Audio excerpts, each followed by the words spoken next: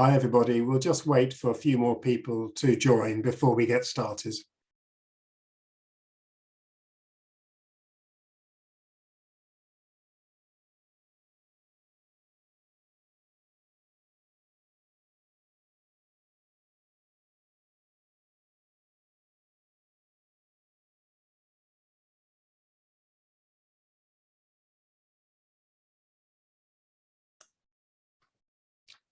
People are still joining, so I'm going to wait probably another minute or so before we get started.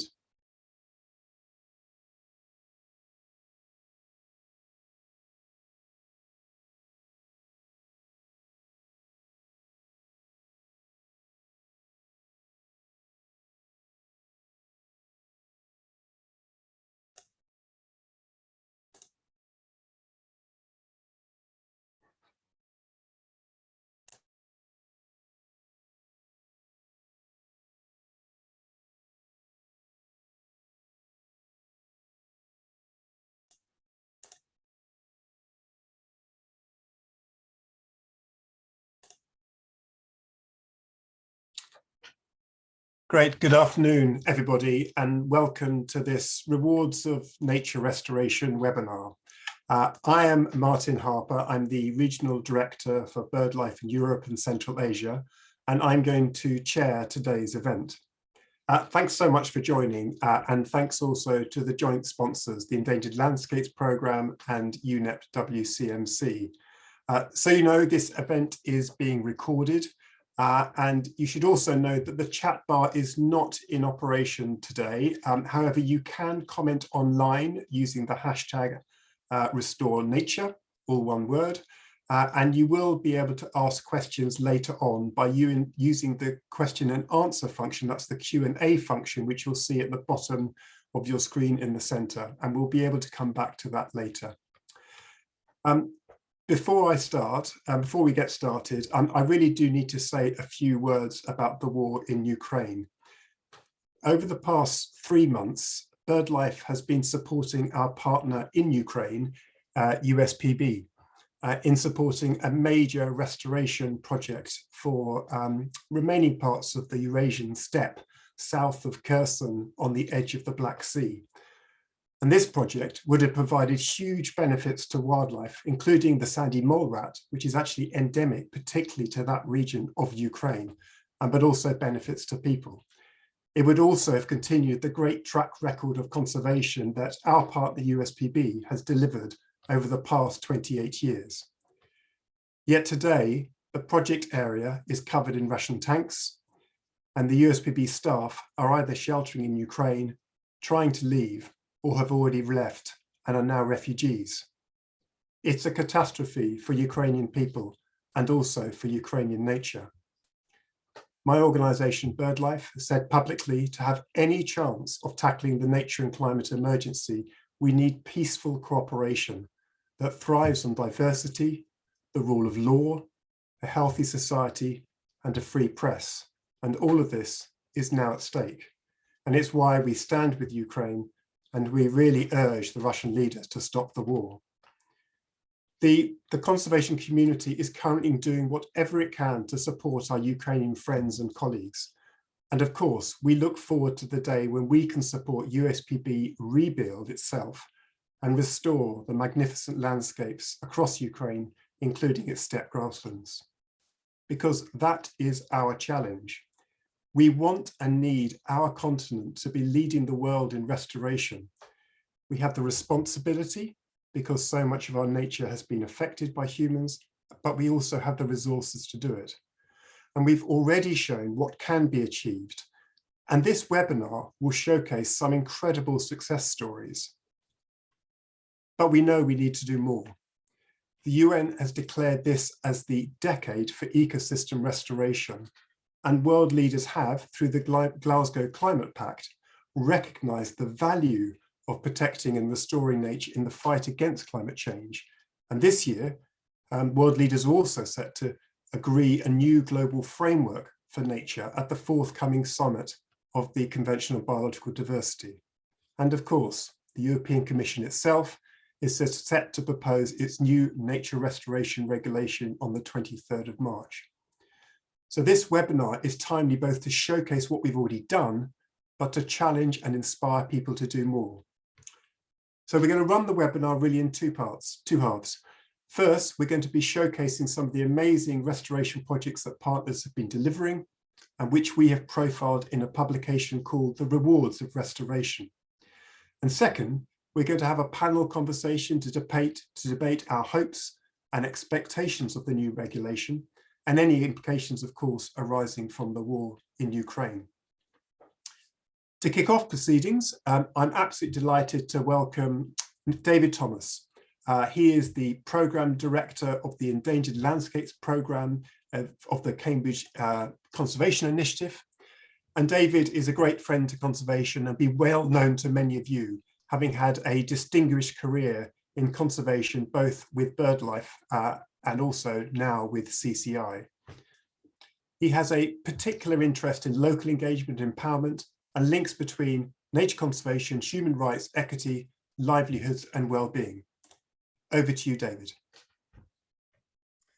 Thank you, Martin, and good afternoon, everyone.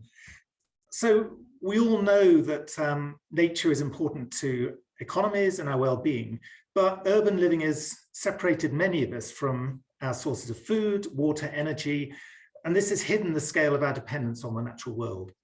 But half of global GDP, some 40 trillion euros, is dependent on nature, and forests provide drinking water to 1/3 of the world's largest cities.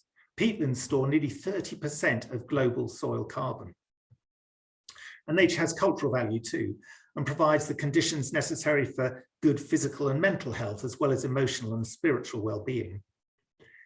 Yet despite this, globally, approximately 30% of natural freshwater ecosystems have disappeared since 1970. Soil erosion and other forms of degradation are costing the world more than $6 trillion a year in lost food production and other ecosystem services. And Europe is part of this. Recent assessments by the European Environment Agency show that most protected species and habitats have a poor or bad conservation status. About 9% of bees, vital pollinators, are threatened with extinction within the EU, and almost 40% of bird species have a bad or poor status. To address these declines, we need measures not only focused on conservation, so protecting what bits of nature remain, but on landscape scale restoration that brings back nature, restores ecological processes, builds resilience to stresses like climate change, and that delivers benefits and services to the people that live in those landscapes. The Endangered Landscapes Programme, managed by the Cambridge Conservation Initiative, is working with incredible people to restore landscapes across Europe, from the Caledonian forests of the Highlands of Scotland to the Iberian Montado, from the wetlands of the Danube Delta to the Mediterranean Sea around Turkey.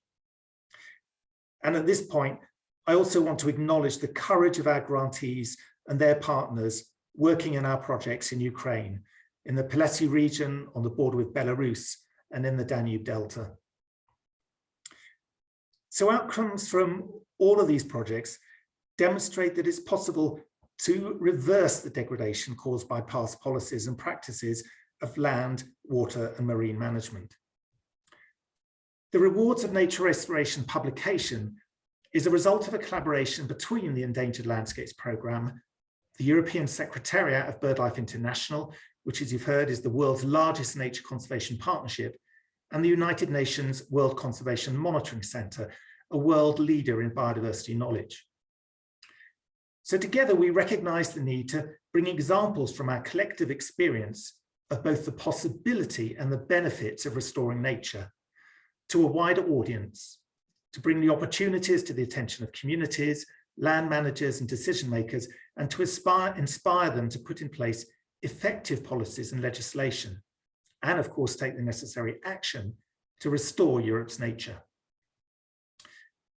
The facts and figures that I started with demonstrate that loss of habitat and wildlife from Europe is not a marginal issue.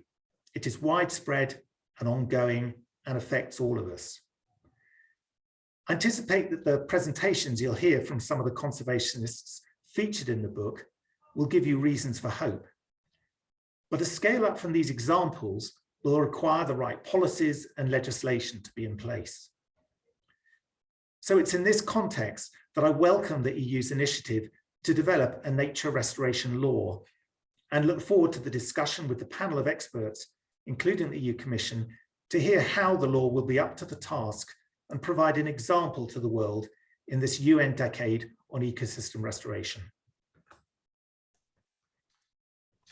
Thank you so much, David. And thanks also to the Endangered Landscapes Programme, which has been fantastically catalytic in supporting so many projects across our continent.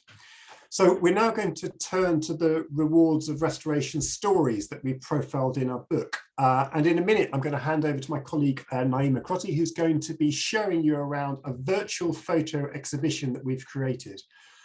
And as David said, nature restoration is basically about restoring life. Restoring habitats provides the homes for animals and plants to flourish. And of course, this also provides life for our own species by providing those things that are essential to us: clean water, a stable climate, prevention of flooding, inspiration, and even solace, as we found, many of us found during lockdowns over the last couple of years. So we had hoped to produce a physical exhibition to profile these stories, but sadly that just wasn't possible. So instead, we've created a virtual photo exhibition for you to see what we're talking about today. So my colleague Naima is now going to share her screen and hopefully explain to you how this all works. Naima.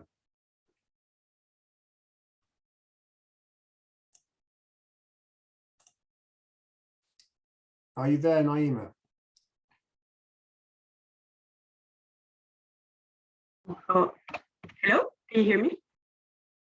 We can now, yeah. Yeah, Naima, sorry, I had a little problem with my internet connection. No problem. So I'm going to share my screen and show you the exhibition that we did. So as Martin said, we have to do it virtually because of COVID, but I just sent you a link on the chat and you can check it out whenever you want to. So you will enter this page and you will have two options. So either enter the exhibition and do it manually or start a guided tour. So if you click here, you can walk around virtually and check our exhibition. You can click on any picture you're interested in, and you will have also information about the picture and the context. And the other option, as I said before, is to have a tour. So like that, it will automatically go from one picture to another, and you, of course, will have the option to check the information of each picture, like I did before. So this exhibition is going to be free. It's a free exhibition that you can enter with a link, and it will be available until March 2023. So I'll invite you to check it out and enjoy the beauty of nature restoration. Thank you. Naima, thank you so much. Where did you say you were going to put the link? Did you going to put it in the Q&A bar? I will put it on the chat. Ah, great. Okay, so people will be able to see it. They just won't be able to comment. Is that correct? Yes. Brilliant. Anyway, well, look, thank you so much. And it's always nice to see how our move to an online world has created innovations. And I would encourage you to spend some time looking at the stories in the exhibition whenever you have a spare moment. But anyway, we also thought it'd be useful to have two speakers who have been intimately involved in a couple of the stories that we've profiled in our book. And the first one is Katrien Wiens, and she is the coordinator of the Care Peat project at Natuurpunt, which is the BirdLife partner in Belgium. She's currently in the field at the moment, but she really wanted to share her experience with all of you. And so she has pre-recorded her presentation. And she's going to outline the success of the Care Peat project and the incredible importance of restoring peatlands, building on what David said earlier. And I think she's also at the end going to perhaps lay a little bit of a challenge for the EU nature restoration laws. So you'll watch the presentation from Katrien and then come back to me. Over to you to show the film. Good afternoon, everyone, and thank you very much to BirdLife for inviting me today, and also to take Care Peat on board of your campaign on the rewards of nature restoration. My name is Katrien Wiens, and I am the overall manager of the project Care Peat. CarePeat is an Interreg Northwest Europe funded project with the aim to restore the carbon storage capacity of peatlands. I work on behalf of the organization Natuurpunt. Natuurpunt is a nature organization that is based in Flanders, Belgium, and is responsible for the restoration and management of more than 20,000 hectares of nature reserves.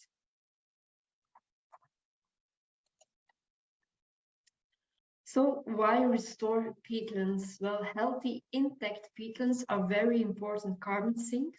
Worldwide, they store about 30% of the carbon in the soil, although they occupy only 3% of the land surface. However, a lot of peatlands are degraded and turn from a carbon sink into a carbon source. This is because peatlands are very often drained to change the land use into forestry, agriculture, and peat extraction, and by this make the land more productive. As a result, the carbon that has been stored in the peat soil for thousands of years is again released into the atmosphere. That's why peatlands and the restoration of peatlands plays a very important role in our battle against climate change. In the European Union, 50% of the peatlands are degraded and are emitting a huge amount of carbon. So restoring peatlands will be key to achieving the EU's aim of being carbon neutral by 2050. Actually, restoring degraded peatlands have so many benefits for nature, climate, and society. They protect us from extreme weather conditions, from floods and droughts. They provide clean air and drinking water. And also they provide a home for a lot of species, typical flora and fauna that have come to adjust these unique ecosystems. In the project CarePeat, we do focus on their role as for climate mitigation. And the main goal of our project is to reduce carbon emissions from peatlands and to restore the carbon storage capacity of the peatlands. To achieve that goal, we have three main objectives in the CarePeat project. Firstly, we are demonstrating a range of restoration techniques that land managers can use to restore peatlands. And secondly, we are developing and applying reliable greenhouse gas measurement methods and predictive models, which will be made available for land managers as a user-friendly decision support tool. And third, we are feeding all this information from the measurements and the model into socio-economic business cases and policies to tackle the financial and political challenges that are ahead of us to scale up peatland restoration in Europe. Now, the project runs for about 5 years until 2023, so another 2 years to go, and holds a budget of about 7 million euros. CarePeat is 12 partners working together in 5 European countries, Belgium, the Netherlands, France, Ireland, and UK. Basically, it is a partnership of researchers and nature managers working together, also with the umbrella organization Eurosites. And here you have a list of all the partners. So this may be of interest to you if you want to get in touch with CarePeat partners in your own country. So, of course, an important part of our project is, of course, the peatland restoration. And this is the heart of the project. So we are restoring 9 pilot sites, good for in total about 650 hectares. We cover a wide range of peatland types, from raised bogs to poor fence, and different stages of degradation, including bare peat, so a former peat extraction site.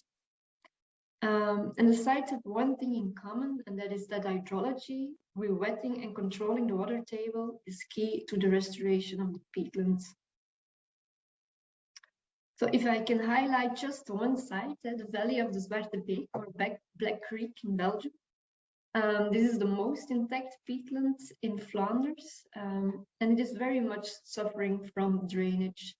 It is a poor iron-rich fen drained for farming, mostly grazing, and is being restored as part of CarePeat. The pilot site exists of several peatland sites along the river Black Creek, for in total 250 hectares. And the aim is to restore the vegetation to quaking bog and transition mires.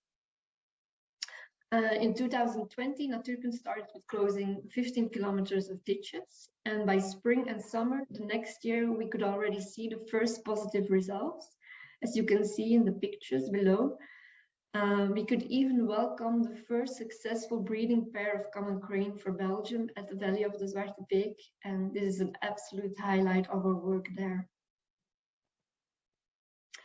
So with the work we do in CarePeat, we also want to aim up, my apologies, we also aim to scale up peatland restoration in Europe. Therefore, we work on identifying socioeconomic business cases. Models that we are exploring are carbon credits and carbon farming. And we are also raising political awareness and proposing new strategies to protect and restore peatlands to policymakers, as well on national as European level. And our partner Euroside is taking all this knowledge and expertise and is setting up both European and national platforms to secure the long-term benefits of the project. And of course, a strong European restoration law will be an important tool for scaling up peatlands restoration. It can really strengthen the acknowledgement of peatlands in their importance for biodiversity and climate by European governments, and provide the necessary funding to realize our goal of restoring the degraded peatlands of Europe. So that's it for me. I kindly invite you to follow our project through our social media or to sign up for our newsletter. In the next few weeks, we will be releasing several videos about our pilot sites. And as a teaser, I would like to share with you the first footage.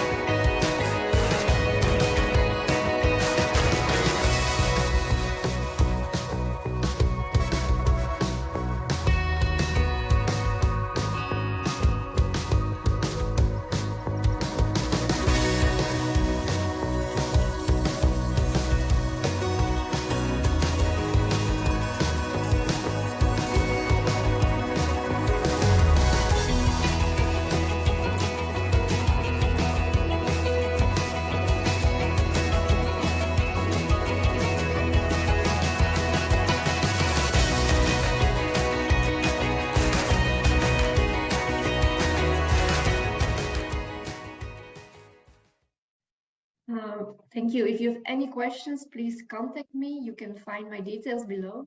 Thank you very much. Fantastic, Katrien. And on behalf of all of us, thank you for the work that you're doing with that brilliant cross-border project. Really great to see, and hopefully we'll be seeing a lot more peatland restored over the coming years. Okay, our second speaker is Zafir Kizilkaya, who is the president of the Mediterranean Conservation Society and the manager of the Yokohama Bay project. And Zafir is going to be drawing on the success of that project and the vital importance of restoring marine ecosystems. He also will probably say something about the future importance of legislation to drive restoration. Over to you, Zafir. Thank you, Martin, and good afternoon, everyone. It's a great pleasure to be here and talking about ecosystem restoration, especially in marine environment. I would like to share my screen. So I hope you all see the screen. So this is an aerial small picture from Yokohama Bay marine protected areas. It looks fantastic because it's very well protected on the land side, but from air, it looks great. But what's happening underwater, nobody knows.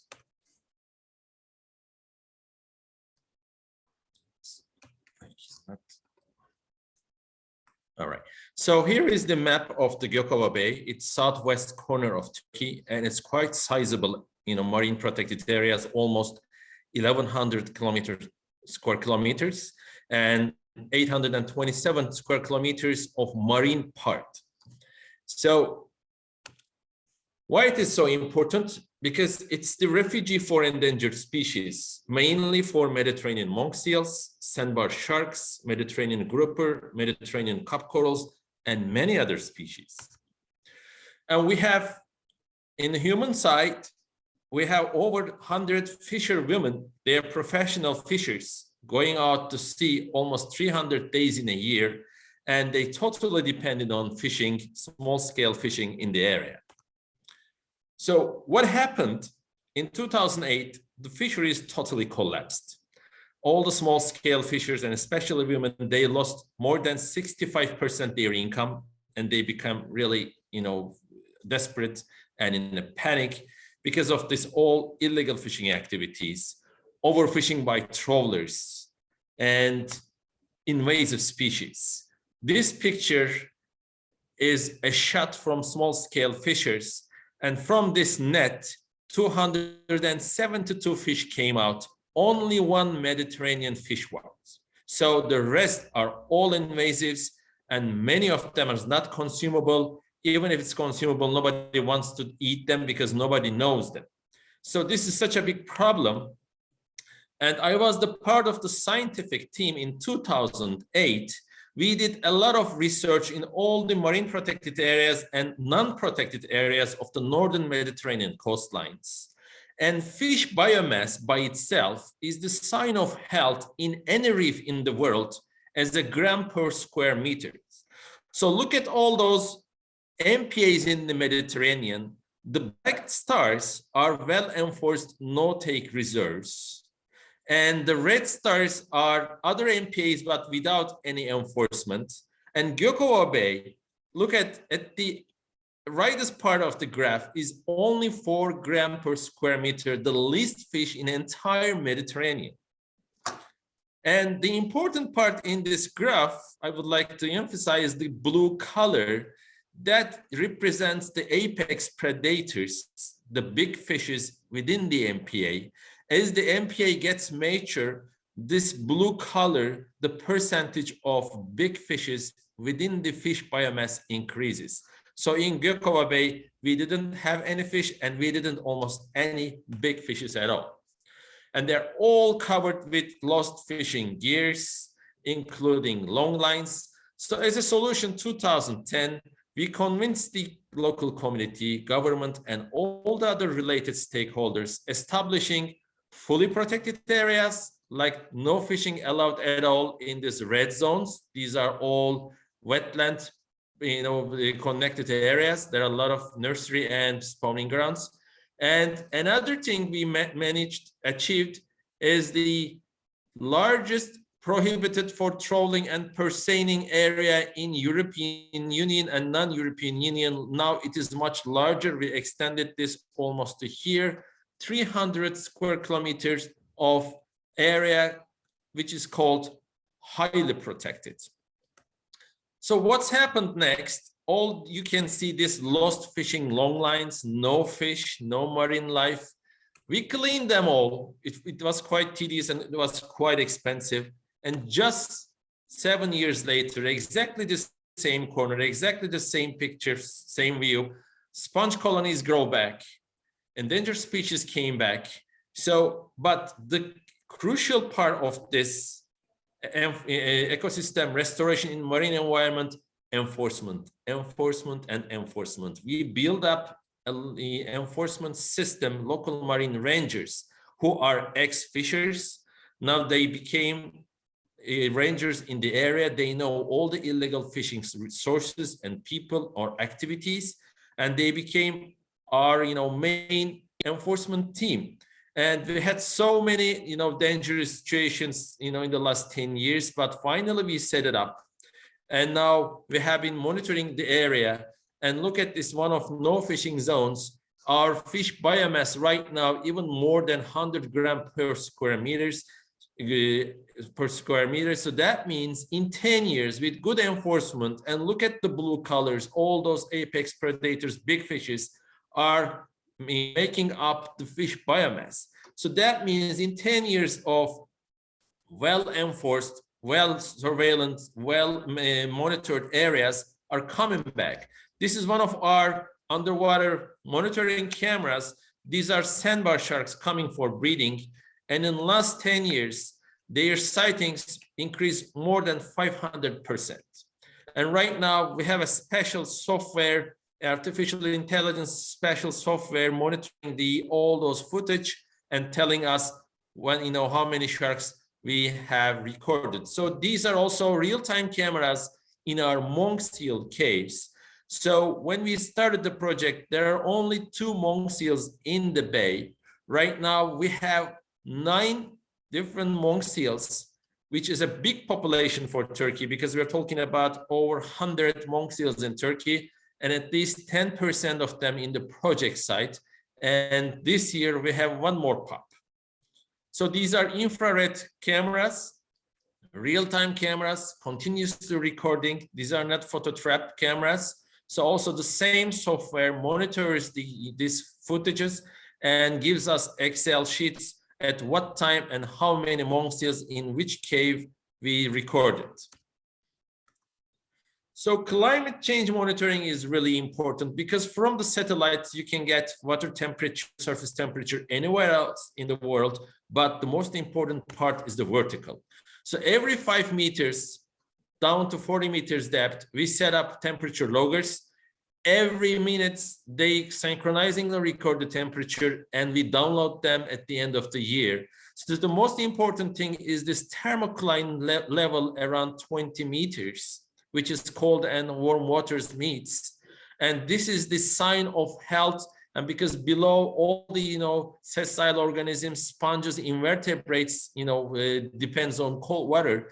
Look at in 2015, it is around 22 meters. In 2016, it is around 30. In 2017, it is around 40. And it's going deeper and deeper. So every year we record the increase of warm water temperatures going deeper and deeper in the summer season. So this is the proof of warming seas and climate change in the Eastern Mediterranean and changing of habitats, which enables all the invasive species coming from Red Sea, surviving range increased, breeding success increased. So after all those enforcements, after all those fish biomass and monitoring, socioeconomic monitoring, the fishery cooperatives have been recording, told us that there's more than 400% increase in small scale fisheries income in Yokohama Bay. And the more important part is the size of the fishes. Before the fishes are only 10 to 15 centimeters.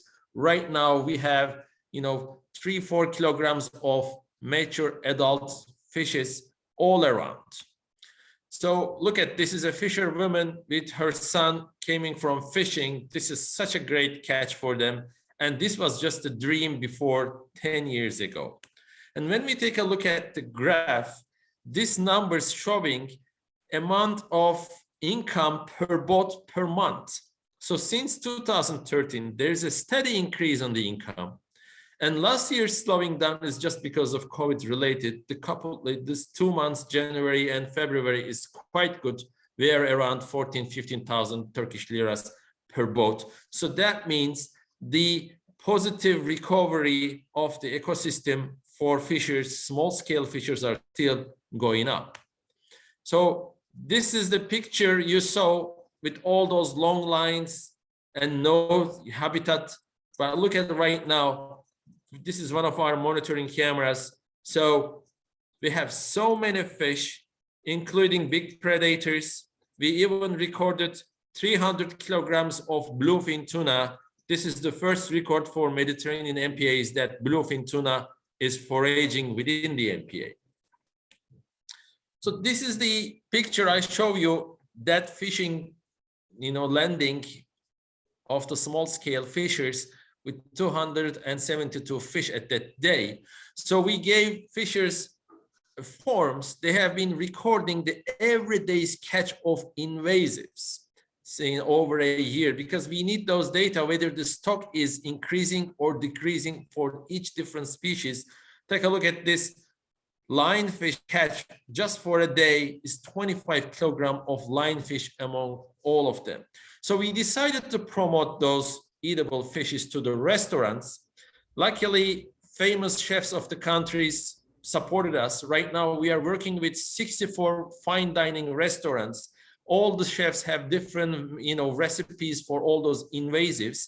And just last year, we sold 2.2 tons of invasive species to consumer markets, mainly fine dining restaurants.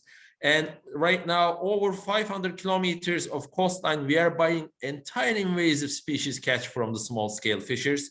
And we are just selling them to the restaurants. And depending on the stock we will have at the end of this summer, we will start delivering fish to cold chain, big markets. So the question is, what is going to happen in the next 10 years? So Mediterranean MPAs right now covers only 6%. Turkish MPA 7%. Turkish MPA 6% on the paper. Mediterranean no fishing zones, fully protected areas 0.04%, and Turkish no fishing zones is only 0.07%. And 85% of the fish stocks overfished in Mediterranean. And now we will talking about 30 by 30. And I don't think this is ambitious target. This is impossible. This is an imaginary target. We are just sitting in our chairs and we are just increasing the targets. 30% of lands and marine areas is going to be protected on the targets. Who will mandate this? Who will initiate these targets to be implemented in EU and non-EU countries? So this is really important, movement right now in EU law, how we will regulate these targets. But the most important thing, we are just facing every day increasing fuel prices. Luckily, I'm saying luckily, almost bring the industrial fleet to stop in Turkish waters. That's a big issue in Turkey right now. But you probably know annually $35 billion are going as a subsidy to world fisheries, and major share is coming from EU. Just stopping subsidizing fisheries will really enable us to reach these targets, because subsidies to the fisheries will be the main obstacle for any kind of marine ecosystem restoration. Because we stop industrial fishing in Yokohama Bay.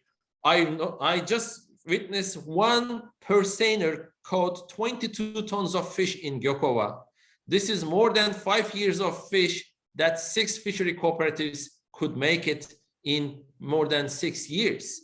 So we have to stop industrial fishing at some level. And maybe we have to sacrifice eating fish, not every day, maybe once a week, maybe once every 2 weeks, but we have to start some restoration, just preventing the mistakes we have been done so far. Thank you, Martin.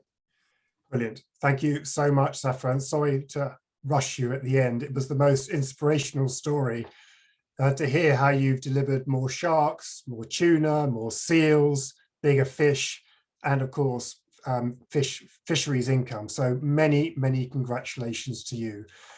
I was keen to move on because we have a panel discussion now who, in a sense, are going to reflect on the stories they've heard, but also think about the future.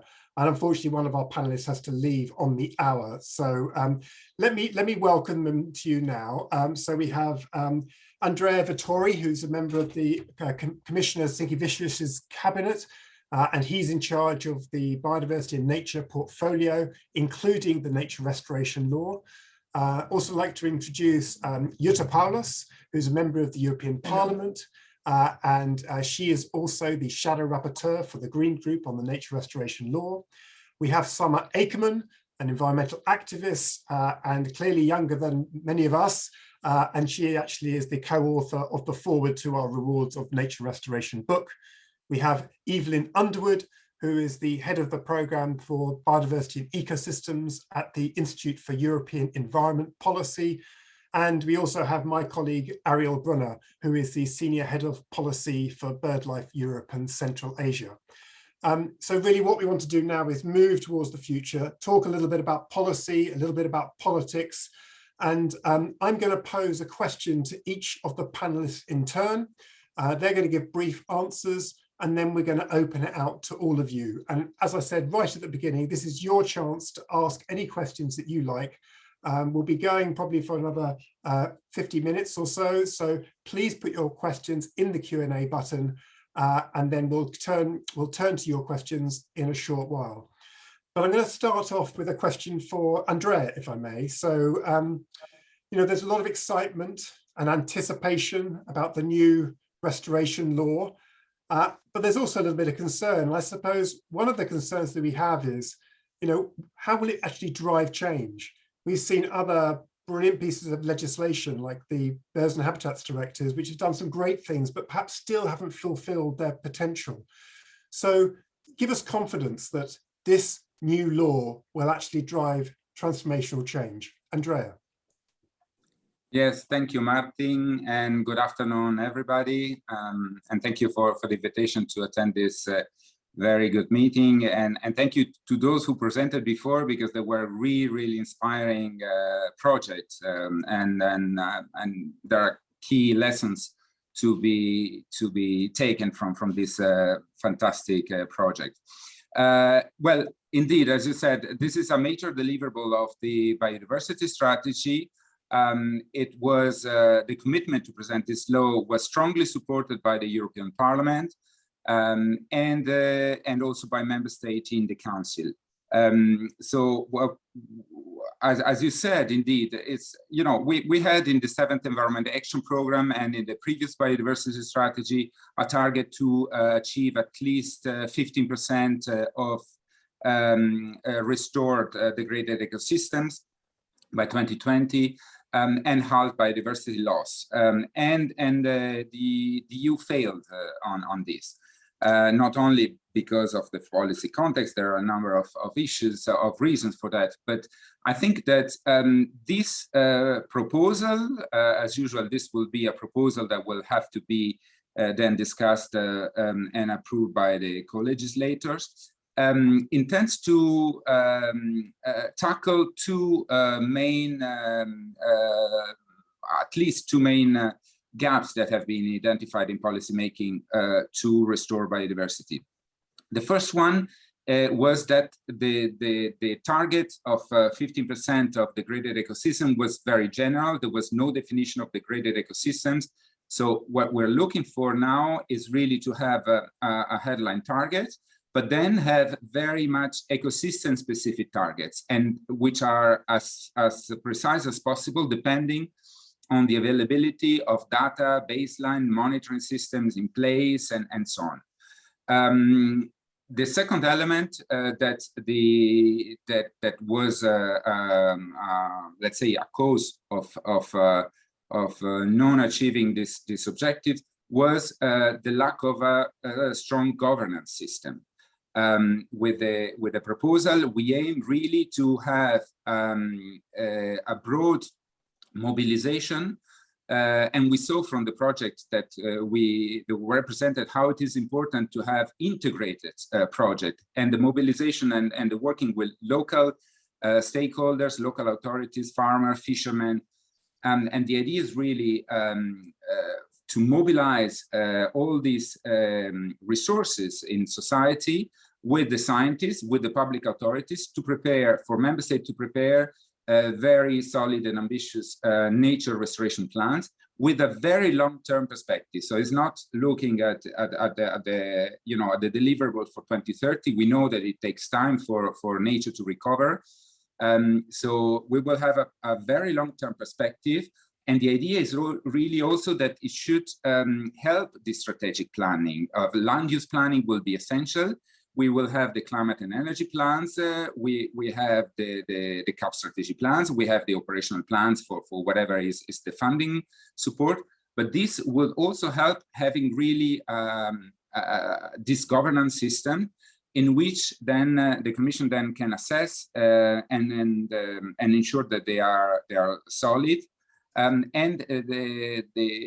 Their preparation will help civil society, experts, scientists to get involved for that. And that's also very, very important for the achievement of long-term results. So this is a little bit what we're working on, what Commissioner Sikevicius is very, very keen on, and this is one of his major deliverables, and is very, very keen on this. Brilliant. Thank you, Andrea. We'll be coming back to you later, but I'm going to turn now to Jutta, who I know does need to leave in 1/4 hour. But Jutta, you've heard a lot from Andrea there about the ambition of the new law, about the targets, about the need for good governance. I wonder if you could offer your perspective on what you've heard and perhaps say a little bit about what you think needs to be the political strategy, really, to try and get the most ambitious law that we need. Thank you very much, Martin, and thank you, Andrea, for sharing with us what the Commission is thinking about. Of course, there has been a leak round already, as we all know, and I'm happy that you actually did take up quite a few of the demands which we, as the Greens group in the European Parliament, formulated in our paper on what we would like to see in a nature restoration law. So we have mainly 4 key aspects. The first is a clear definition of restoration, because I think this is really adamant, because if you leave the doors open for the member states to define what is restoration, what can be counted towards restoration, and what can be counted as full or half or whatever restoration, that would maybe lead to effects which one would not necessarily like to see. So I do agree that restoration is not equal to rewilding, right? So we have a lot of ecosystem, Annex 1 ecosystems, which have developed through human use. Like, for example, the famous orchards, Streuobstwiesen, which are very species-rich meadows with apple trees, cherry trees, whatever, where a wealth of biodiversity has developed and which will never survive without human management of these areas. So restoration is not equal to rewilding, that's clear, but we think that the Commission should really be in the driver's seat when it comes to definition, what can be counted as restoration. Are we giving member states a bit of free rein, for example, saying, okay, if you rejuvenate, that's a beautiful term which I learned from an Irish activist who said we are no longer talking about re-wetting peatland, we are talking about rejuvenating peatland, which is much nicer. So if you rejuvenate a peatland but allow, for example, for harvesting of reed and other plants that grow there, of course that's not a full restoration, but it could be a way to improve the situation as it is, while still giving the farmer whose family has maybe farmed this land for decades or centuries, give him still a possibility to use the land, because people will not be happy being just rewarded for doing nothing. They want to do what they like to do, what their profession is. So we need a clear definition. Then you already said it, we need ambitious and binding targets. And we are very happy that you also took up the idea of having ecosystem specific targets, especially on peatlands. We just heard in that wonderful presentation how important peatlands are, and they have become sort of a hobby horse of mine in the last 2 years, because I'm also working on climate issue, but also on biodiversity, and peatlands are just our partners in climate change mitigation, adaptation, and of course against biodiversity loss. So we need ambitious and binding targets. We need supporting measures, and we need financing. And I think financing could already be done through the LIFE program, of course, but we do believe that it might not be enough money in there to be able to support member states in restoration, especially the member states which are not as economically strong as my home country Germany is. So this might be a bit difficult, and I'm really looking forward to the Commission proposal, especially when it comes to how will you ensure, as you said, governance, the assessment of the plans of the member state, because we have very good legislation looking at the Natura 2000 network, Habitats Directive, Birds Directive, but enforcement is actually the problem here. I mean, you know yourself how many infringement procedures are out there, and we also believe that it could be that the approach to have a broad public participation, to take the local population on board, to take also local businesses on board, especially, of course, the farmers who always are afraid that they might lose land, which they urgently need for their income. So I think the participation, go there first, talk to people first, and then decide which measures could be done appropriately and how could they be funded. That, of course, is key to the success of this law, the actual implementation of on the ground. Thanks a lot. Brilliant, thanks Jutta. And just to repeat what Zafir said earlier, really, enforcement, enforcement, enforcement. It's obviously a really key element to any regulation. Jutta, if you have to run at 3, thank you so much, but we'll keep the conversation going. I'm going to turn now to Summer. I have 5 minutes. Oh, I have 5 minutes, okay. I'm going to just turn to Summer now. So, Summer, you are, your generation is inheriting, I suppose, the planetary challenge that we're creating, and just really any reflection that you have about your hopes and fears about the new law. Over to you, Summer. Hello, thank you for inviting me here. And I want to say thanks to some of you for the great work that you're doing on nature restoration. I've had the pleasure to work alongside some of you, very hardworking people on this panel before. That's kind of where my positive ends. I'm afraid I'm going to be all activisty here, so I hope you listen. So I've kind of been born into a generation of lost people, one that is searching for answers about how to fix what I've been born into. I hope that the generations after me do not have to have the same worries as I, scared that those after them will not have to deal with the destruction made by others. I would like my generation to be that of restoration, solutions, mitigation, but it shouldn't have to be this way. Growing up, I was taught about nature and biodiversity in school, but not really. Like, I knew what the word meant, but I didn't know anything about forests or oceans or farmlands or anything like that. So when I discovered that the world around me was being destroyed, it was very hard to engage with it because I wasn't sure what was being destroyed or how to fix it. One headline that's really stuck with me in my mind for the past several years is "World fails to meet a single target to stop the destruction of nature."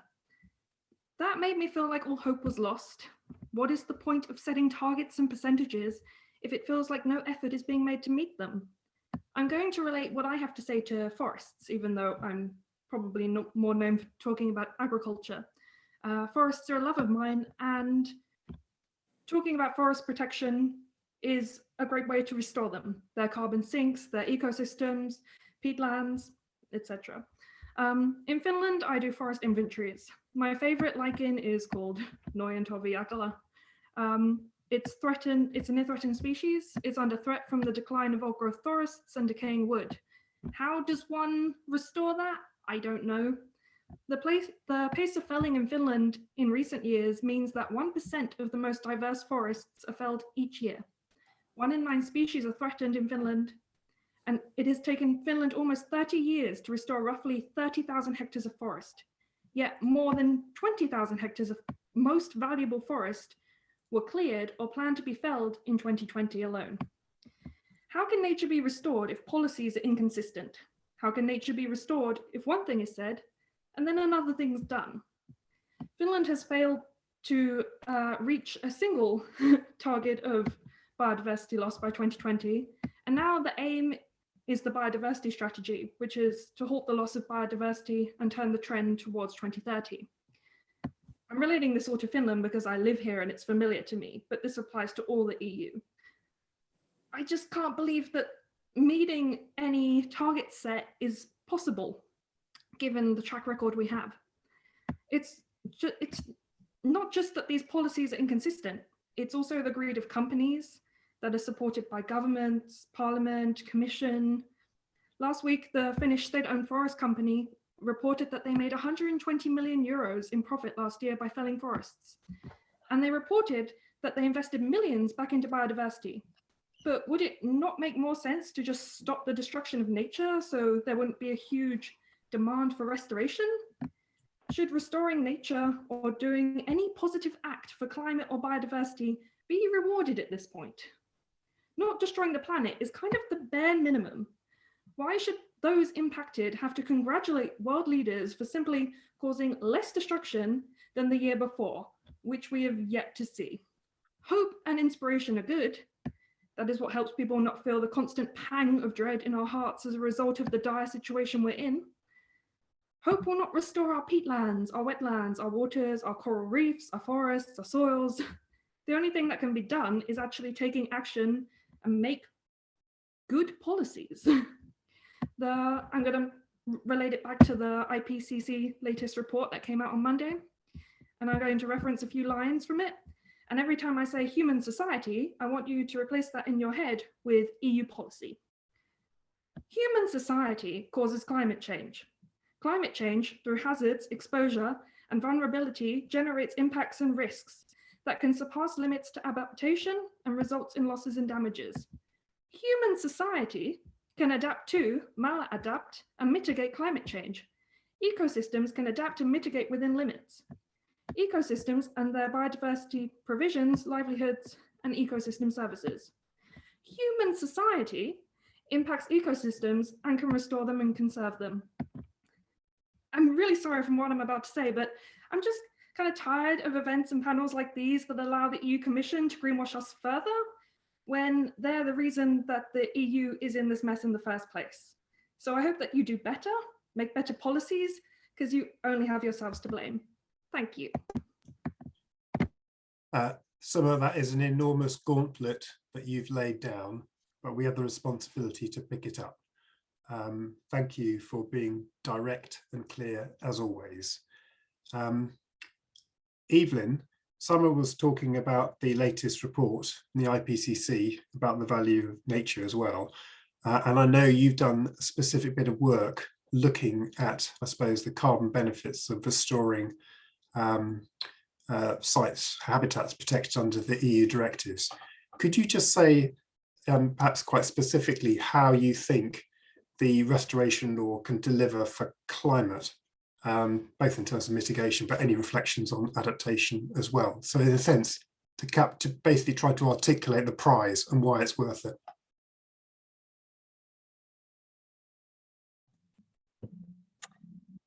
Thank you. Yes, we did in our study look at the potentially big synergies for biodiversity conservation and climate through the restoration of Annex 1 habitats. So I'll point out some key messages, but I would actually like to also take the opportunity to point out a few limitations of what we did, because there has been some misunderstanding. So in the study, what we did is we looked at the evidence that's available to prioritize or rank Annex 1 habitats for their importance to carbon. And we looked at how much carbon there would be in the Annex 1 habitats if they were all fully restored or in good condition. So the number that we came up with of 80 million tons of carbon per annum, which is a huge figure if you look at the LULUCF target, is a theoretical number that would be the case if all Annex 1 habitats were fully restored. Now we know that the realities of restoration are not that real. Some habitats can never be restored. Some habitats will can be restored, but climate change will work against that. And some habitats could be restored, but the socioeconomic consequences of that would require some compromises. So this is really an exploration of the potential. What we did come up with was another estimate of the carbon stock that would be in those habitats, and that's of course a great deal larger. So I think we've heard a lot about the potential synergies of peatland and wetland restoration, and of course there are the marine habitats as well, which we were unable to look at because we didn't have the evidence base available, which also points to the need for this upscaling of monitoring of data availability, and on that point, I'd like to say on the nature restoration law that, of course, at IEP, we very much welcome this proposal, the potential that it has to strengthen the impact of the EU nature directives by, of course, setting targets and timelines, unlike the directives have, and going beyond, for example, for pollinators, and the potential powerful synergies for the water, marine, climate adaptation. We see a key challenge when the proposal is published to persuade member states that this is really something that will bring them benefits that will outweigh the potential costs. We can see a vision where some member state governments will gasp at the idea that they need to go beyond Natura 2000 when they're already failing to define conservation measures, protect and manage their Natura 2000 sites, whilst failing to see the synergies that they can gain by looking at all the other benefits that would come from this type of restoration. And the challenge will also be similar to the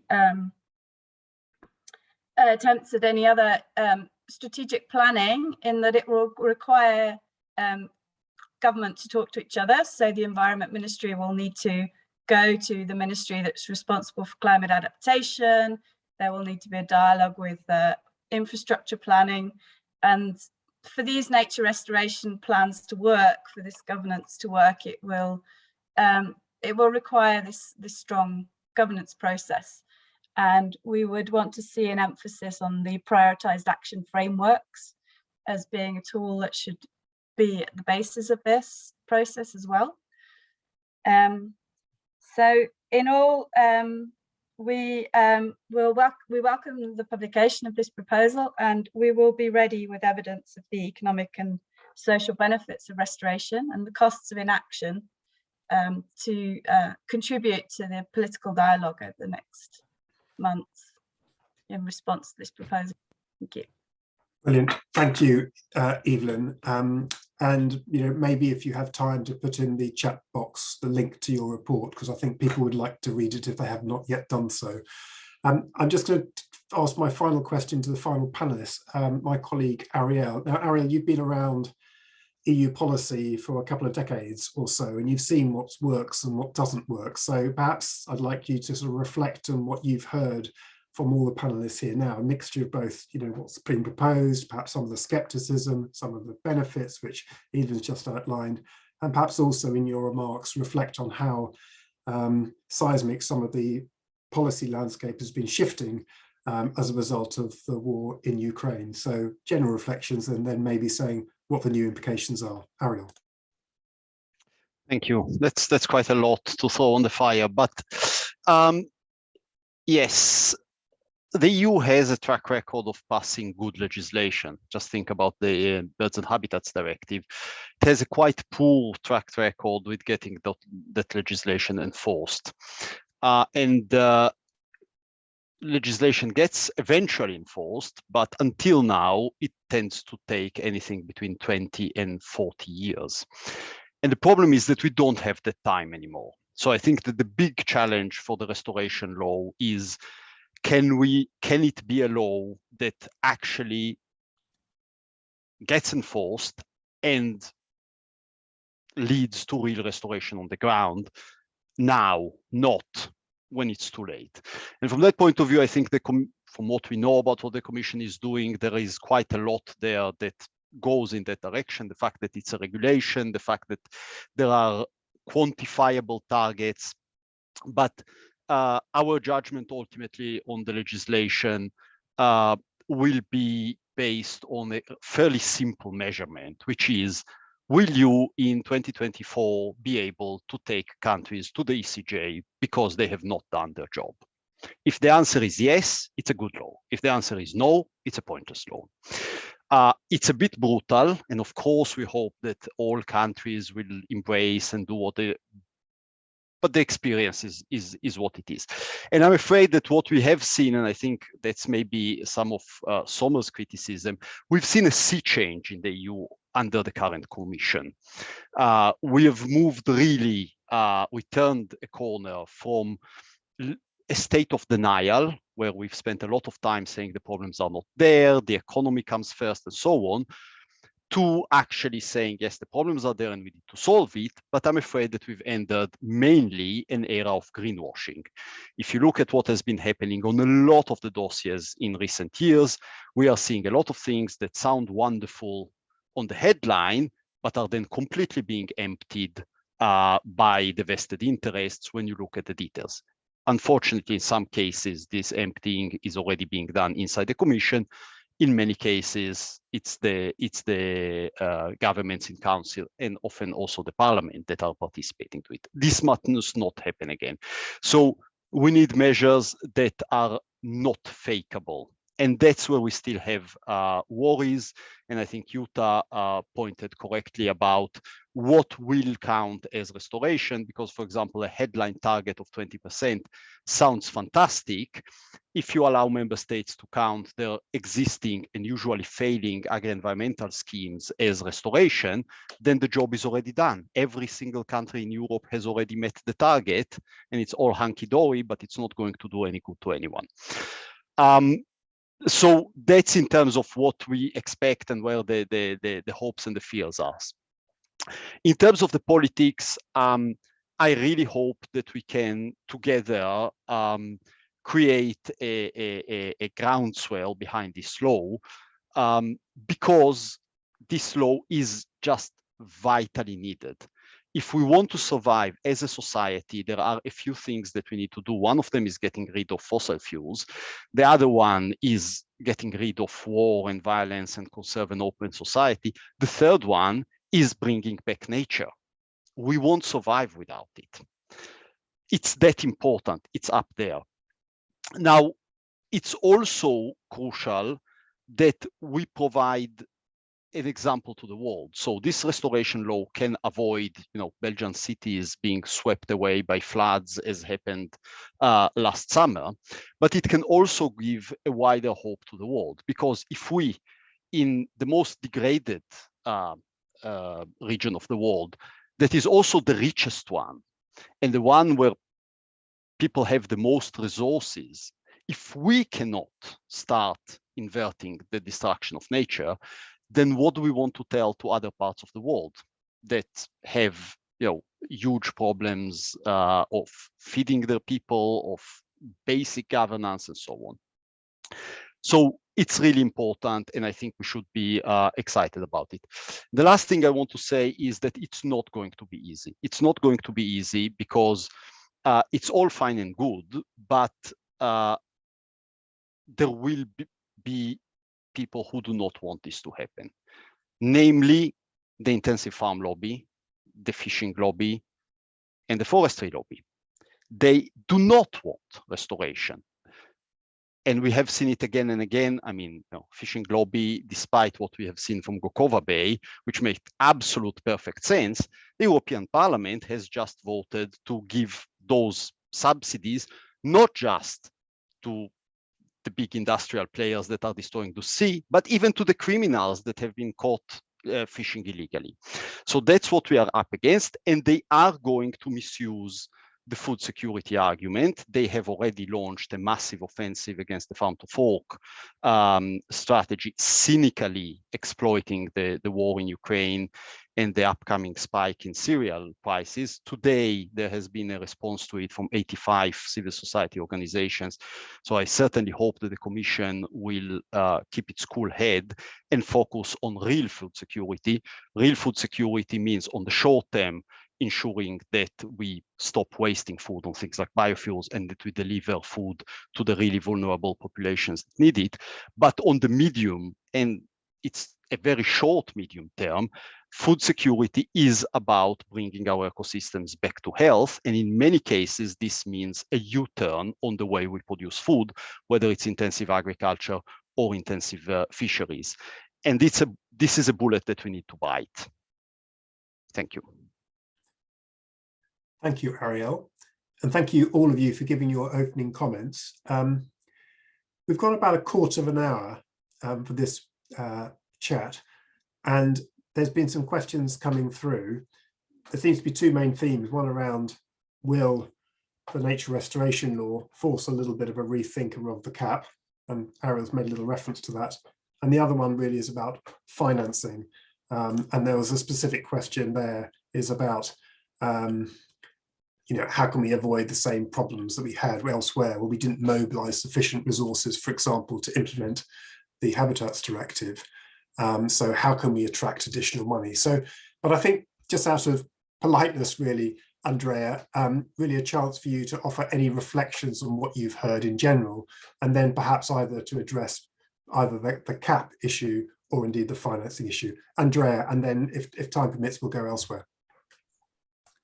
Yeah, thank you, Martin. Very, very briefly, and indeed, I think that Summer pointed out clearly that the issue of policy coherence is really the crucial one and the most difficult to tackle, frankly. I think Ariel recognized that the effort of this current Commission with the Green Deal was precisely that one, to try to put as much as possible policy coherence, which is the only way to achieve synergies, address trade-offs, and have effectiveness of action. And clearly, there's a long way to go still, but I think it's a very relevant step in the right direction. Another key element is enforcement and working with landowners. I think Mrs. Paulos mentioned this. In fact, most of the land in the EU is privately owned. The forest, the majority of forests are privately owned. Farmers, most of the farmers own their land. So we need to work with them because it's a private property. So we need to engage them. And I think that this project showed how this is possible, how it is possible to involve them, and so on. And the same goes for, I saw in the question on for industrial sector, and for that we need to work with local authorities. The local authorities who take decision on land use planning, land use changes, and give permits. So again, this idea of having these plans for the long term will help to bring everybody around the table. On the funding, well, on the cap is very easy. The current cap will start in January next year, the new cap.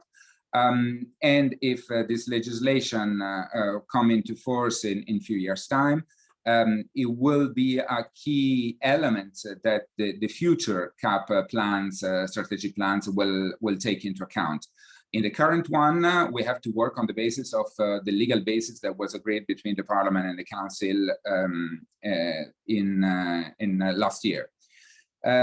For the funding, I think there are two elements that gives a little bit of hope. One is that between the Parliament and the Council, there's been a commitment to dedicate at least 7.5% of the whole multi-annual financial framework, so the budget of the EU for biodiversity in 2024, and raise it to 10% in 2026. So there is quite a lot of potential of funding for that. The second element that makes me a little bit optimistic is that our intention is to ask a member state in the national restoration plans to indicate how they are going to fund all these measures. So it's not only commitment out of the blue, they will have also to plan the appropriate funding for this. So this will entail a discussion within each government on the funding available, on the resources, private and public funding. I think that the example you presented provided also a reason for hope for private schemes like the carbon farming or payment for ecosystem services. The EU has been quite forthcoming with a taxonomy. We're seeing there's a much stronger interest. Nothing is perfect, of course, but a much stronger interest from the private sector to support the transition and nature restoration.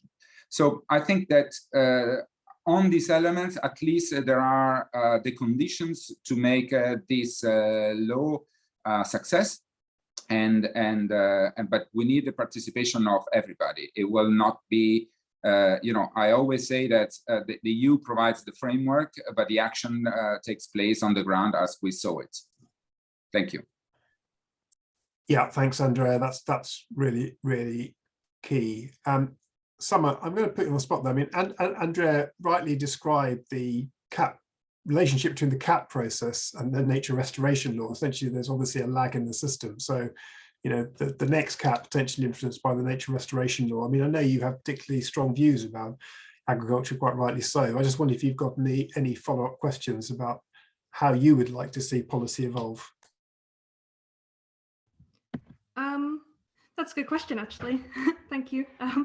So I would like to point back to the assessment that BirdLife made, actually, with EEB, I think, about the National CAP strategic plans. And the assessment scored 18 out of 23 strategic plans as either poor or very poor across the explored dimensions of nature, protection of grasslands, peatlands, wetlands, money for biodiversity protection, climate action, harmful subsidies, and the involvement of NGOs. I'm imagining that the time the last CAP was around, similar events like this were had, where the Commission could say, we're doing our best. We're going to implement great policies about nature protection and restoration. So I'm going to ask, what is different this time? How can we know that it's not just the repeat of last time where we see poor results again? Evelyn or Ariel, do you want to pick up any of the themes that's come through? Is that Evelyn's hand up? Do you want to come up, Evelyn? Evelyn, did you want to come in?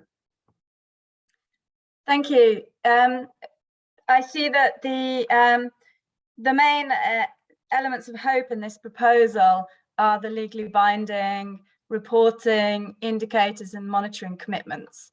But that will require a huge effort because even with the nature directives, there's a certain consensus on what it means to report favourable conservation status, but that was a result of quite a long dialogue. So, so there we would really welcome the efforts that will need to be put into this, and particularly, for example, getting solid indicators and monitoring of soil status, the rollout of the EU pollinator monitoring scheme. These are things that member states will then need to report on and that they can be measured on. We also would welcome references to the existing biodiversity indicators that we have at the EU level. So we have the Farmland Bird Index, we have Grassland Butterflies Index, we have rollout of that, like I said, the butterfly and pollinator monitoring schemes, and various other possibilities. So that's where I see a lot of the advances coming. Over to Ariel. Yes, indeed. I mean, whether this law will be more enforceable or faster enforceable than previous one hangs on the clarity and the watertightness of both the targets and the governance, including things like, for example, the references to access to justice, because a good law is not just one where the Commission can take countries to court if it has the time and the manpower and so on, but one where we can directly go to national court and challenge authorities when they are violating their own legislation. But I want to touch on three things that have been mentioned. So one is the incentives to landowners. I think we all agree on it. The problem is that at the moment we are giving the wrong incentives. The money is there. I mean, farmers are a heavily subsidized sector. It's that we are subsidizing the wrong farmers to do the wrong things. Fisheries are bathing in subsidies. The problem is that they are not going to roll out things like Yokohama Bay. They are going out to renew and buy even bigger and more modern boats that can scoop up the life out of the sea and drive into misery the small fishermen. So the problem is not one per se of lack of resources, is how do we shift those resources? And on that, we know the sad story of the CAP, we know the sad story of the EMFF and so on and so forth, and we are still not doing it there. But a couple of things I would want to throw back to Andrea, because we have the Commission here, although I think that, again, the big problem at the moment is the member states and the parliament, and that's where we will try to mobilize people, and I hope that Somers and others will help us mobilize people. One is on the ring fencing. It is true that we are supposed to spend 7.5% and then 10% for biodiversity, but this is only good if you measure it honestly. Now, the Commission has a dreadful track record of cooking the books on climate tracking and on biodiversity tracking. Not just I say it, the European Court of Auditors says it. When the European Court of Auditors looked at climate spending, they couldn't find almost any of that climate spending that was actually doing something good for the climate. The Commission is now working on a new tracking methodology that needs to be honest, because if we are counting irrigation expansion and subsidies for pig farms as biodiversity spending, we can spend 10% of the budget, we can spend 100% of the budget, things will only go worse. And the other thing is, you've mentioned the taxonomy. This is a little bit of a provocation. The taxonomy was supposed to be an anti-greenwashing tool where the Commission would put a science-based system so that private investors can know what is good for the planet. You know what happened with it. The Commission has already declared that pretty much any logging, including that logging that destroys the forests that Somers was complaining about, it will all be now considered as a significant contribution to climate change and doing no significant harm to biodiversity, which is shameful and fake. Then, very, very recently, we lost the argument inside the Commission, probably you also lost the argument, about the Commission telling the private sector that building new pipelines of gas to Russia was a good thing for the climate. Again, good for the climate and doing no harm to biodiversity. Maybe now people will rethink the wisdom of that.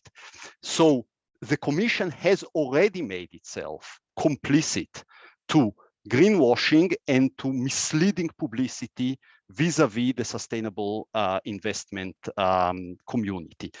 Now we'll see what will come with the next big batch of criteria, including the criteria on biodiversity. Now I'm sitting on a Commission expert group, so I cannot say anything about the monkey business that is happening within the group, but I am certainly imploring the Commission not to do the same things again, because at the moment, we are allowing people to destroy nature, we are subsidizing people to destroy nature, and now we are even labeling the destruction of nature as nature restoration. And that doesn't take us anywhere nice. Thanks. Andrea, inevitably with these sort of panels, it is you, the European Commission rep, who's going to be in the firing line for these things. Just two things really. Firstly, we've had a question from Claudio in the chat box, just to confirm that the proposal will come out on the 23rd. And then the second thing, if there's any final reflections you want to offer to give us all confidence that we are going to be getting it right this time, that we are going to be meeting the sort of the challenge in terms of time, in terms of driving delivery. So just confirm the dates and then perhaps any final reflections from you. Thank you, Martin. Yes, indeed. For the moment, it's planned for the 23rd, and I don't have any indication that this will not happen. We're working very hard to deliver on that day. Just a general reflection, of course, I see also in the chat that can the Commission oblige local levels of administration and so on. The point is that, you know, the Commission doesn't have inspector, the Commission doesn't have a police, the Commission cannot oblige. The only thing is try to help and support member states in implementing the legislation correctly, and if this does not happen, take them to the court. So the point is really trying to build the partnership, try to orientate the incentives in a certain way. It cannot happen from one day to another. I think we know it. I know that taxonomy is not perfect, but before we didn't have anything like it. There was not even a debate that we should direct, the big funding, the financial market into something like this. It was probably only the environmental NGOs who were saying, move away from fossil fuels and go to nature. We're having report of the Banque de France, central banks assessing the impact of biodiversity on financial assets.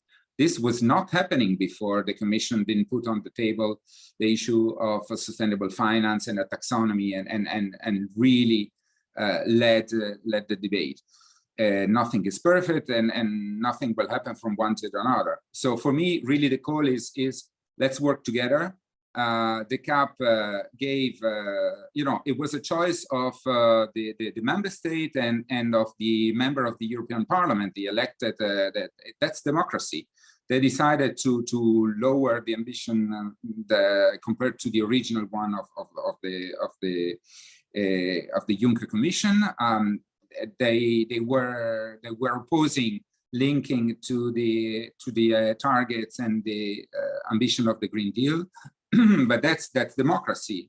And the member state now had to prepare the CAP strategy plans. Again, these are government. They have their their methods, their process on how to do it. They are part of the government. There are the rules. So again, the Commission can try to shape, influence, incentivize, but again, this is a responsibility of the national governments to prepare the plans, and this is why for me it's really the partnership, and I think that the role of civil society in showing, together with farmers, together with other economic stakeholders and foresters, saying that a different way of doing business is possible.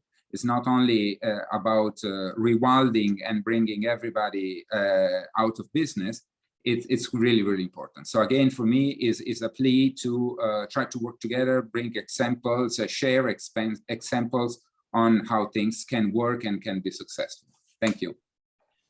Brilliant, thank you, Andrea. And I'm going to call it to a close there. And because I think, in a sense, what you've said at the end is really the justification for why we put on this event and why we collated all the stories that we did of different organizations working with local communities to try and restore nature, because of the huge prize that gives both for wildlife but also for us as human beings.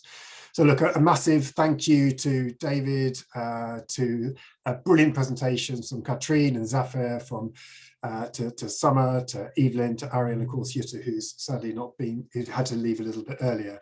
And it's pretty clear that everyone, no doubt, on this call wants the nature restoration law to be as effective as possible. We need it to be as effective as possible. And you've outlined, Andrea, what we're hoping to, which we may see on the 23rd of March. And you've heard from us, perhaps, what we think the absolute conditions need to be in place to make it work. No doubt the conversations will continue. The NGOs and civil society will do what we can to exert pressure to get the best outcome, both at a commission level, but also parliamentary level and within member states. We're also going to carry on doing what we do best, which is to put nature back in the landscapes, in the marine environment, in freshwater environments, because actually we know how to do it. And I think that should give us all confidence, and hopefully even you, Summer, some hope that we can make things better over the next few years. And if you ever need a dose of optimism, then go back to the exhibition to have a little look around. You've seen the link in the chat box. Please do let us know if you'd like to see a hard copy of the book. And of course, if you have any final reflections, what else you think we need to be doing, either as civil society, as members of the Commission, or politicians, please do let us know. And with that, I'm going to say thanks very much and goodbye.